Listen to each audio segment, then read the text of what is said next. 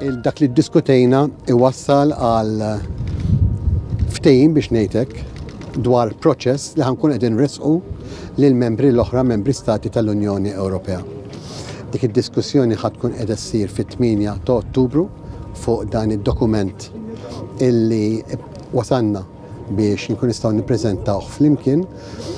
Il-proċess jiddependi u għandu diversi stadji oħra. L-ewwel ħaġa jiġi ppreżentat f'Ottubru bħalma fil-Kunsill tal-Ministri għall-Intern wara illi jekk jiġi aċċettat minn maġġoranza jew minn kulħadd dak li hemm miktub fil-prattika.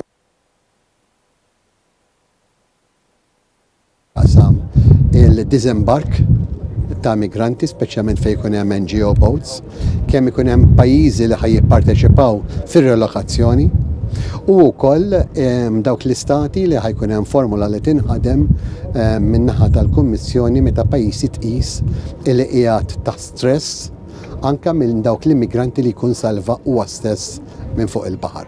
U allura jibda proċess ta' relokazzjoni ta' dawk l-immigranti li jkunu iktar minn numru illi ikunu issetjati.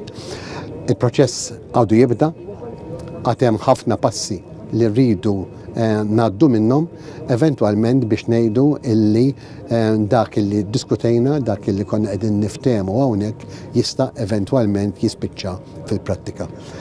Xi ħaġa oħra li konsidrajna wkoll jekk ikun hemm l-NGO boats kif għandhom ikunu ikkontrollati u kun hemm ċertu regolamenti anke min-naħa tal-flex states tagħhom illi anke meta jagħtu liċenzja jagħtuha lil verament huma dawk l-NGO boats li kapaċi jagħmlu salvataġġ fuq il-baħar u mhux lil kulħadd.